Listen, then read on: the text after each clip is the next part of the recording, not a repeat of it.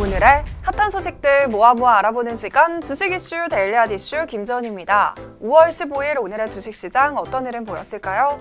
먼저 간밤 뉴욕 증시에서 주요 지수는 도널드 트럼프 미국 대통령이 향후 무역 협상에 대한 기대를 제공한 데 힘입어서 상승 마감했습니다. 트럼프 대통령이 협상과 관련한 낙관적인 발언을 한 것인데요. 무역 협상이 성공적이었는지는 3, 4주일 내로 알려줄 것이라면서 협상은 매우 성공할 것이라는 예감을 갖고 있다고 말했습니다. 또한 일부 외신에 따르면 스티븐 무누신 미국 재무장관은 협상을 위해 조만간 베이징을 방문할 수 있다라고 밝혔습니다. 한편 종목별로는 보잉과 캐터필러가 1.7%씩 오르는 등 무역 정책에 민감한 기업의 주가가 반등을 했습니다. 업종별로는 유틸리티를 제외한 전 업종이 상승을 했습니다. 이렇게 미국 증시의 반등으로 오늘 국내 증시도 반등을 예상을 했는데요. 우리 시장은 코스피가 소폭 상승하면서 출발을 했고요. 코스닥 역시 무역 협상 낙관론에 강보합으로 출발을 했습니다. 자세한 장마감 지수는 화면으로 살펴보시죠.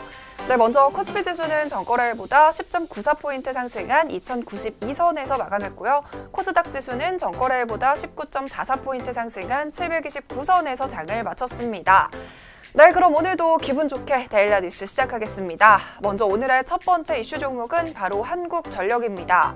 한국전력이 1분기 어닝 쇼크를 기록했다는 소식에 장 초반부터 약세를 보였습니다. 2016년만 해도 1분기 사상 최대 실적을 냈던 한국전력이 올해는 사상 최악의 실적을 냈습니다. 네, 이는 증권사의 컨센서스를 훨씬 뛰어넘는 6천억 원대의 적자인데요. 정부는 전력 구입비 증가, 국제 연료가 상승 등의 이유를 댔지만요. 원자력 발전 이용률 감소도 한몫한 것이라는 분석이 나오면서 이 전기요금 인상 압박이 거세지고 있습니다. 한전의 실적은 이 탈원전을 본격적으로 내세운 이후 지속적으로 줄고 있는 상황입니다. 일단 탈원전 정책은요, 이 원자력 발전소를 더 이상 사용하지 말자라는 정책인데요. 문재인 대통령이 탈원전을 공약으로 내세우면서 원전 가동률은 2017년과 2018년에 내리막길을 걸었고요. 이 한전의 실적도 급감했습니다. 2017년 4분기 1294억 원의 영업 손실을 기록한 것을 시작해서 지난해는 2080억 원, 올해 1분기는 6299억 원의 영업 손실을 기록한 겁니다. 이처럼 한전의 실적 악화와 탈원전 정책이 무관하다라고 보기는 힘들지만요. 한전 측에서는 날씨와 평창 동계올림픽에 따른 기저효과로 분석을 했습니다. 이런 상황에서 전기료를 인상하려는 목소리가 커질 것이라는 우려가 있는데요. 일단 정부는 당분간은 전기료 인상을 검토하지 않겠다라는 입장이라고 합니다. 네, 오늘의 두 번째 이슈 종목은 바로 호텔신라입니다. 호텔신라가 오늘 약세를 보였는데요. 정부가 시내 면세점을 늘린다는 소식에 경쟁 심화 우려가 반영된 것으로 보입니다.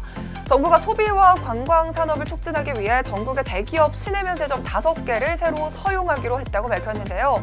기획재정부는 제도 운영위원회를 열어서 대기업 시내 면세점 신규 특허를 추가로 5개 허용하기로 결정을 했습니다. 지역별로는 서울 3개, 인천 1개, 광주 1개고요. 시내 면세점이 없는 충남에는 중소, 중견기업 면세점 특허 1개가 나옵니다. 또한 면세점 시장 진입 요건도 완화가 됐습니다. 기존 규정대로라면요, 외국인 매출액과 외국인 이용자 수가 각각 50% 이상 늘어야 하고요. 이 지역별 외국인 관광객 수도 전년 대비 30만 명 이상 늘어야만 추가 유치가 가능했습니다. 하지만 이날 회의에서는 관광객 수가 20만 명 이상 늘어나거나 면세점 매출 2천억 원 이상 증가하는 등 둘 중에 하나만 충족을 해도 추가 유치가 가능하도록 규정을 완화했습니다. 이러한 소식이 오늘 호텔신라뿐만 아니라 신세계와 같은 면세점주들 일제 약세로 마감을 했습니다. 네, 오늘의 마지막 이슈 종목은 바로 SK이노베이션입니다. SK이노베이션이 5,799억 원을 들여서 중국의 배터리 생산 공장을 추가로 설립을 하기로 했습니다. 5일 SK이노베이션은 전날 이사회에서 중국 신규 배터리 생산 공장 건설을 위한 출자를 결의했다고 밝혔는데요. 최근 글로벌 전기차 배터리 수주량 증가에 따라 중국 창저우 공장에 이어서 중국 내 추가로 생산 기지를 설립하기 위한 겁니다. 투자를 위한 현지 법인 설립 등은 추후 진행될 예정이고요. 신규 배터리 공장 부지와 규모 등의 세부적인 투자 계획은 아직 확정되지 않았다고 합니다.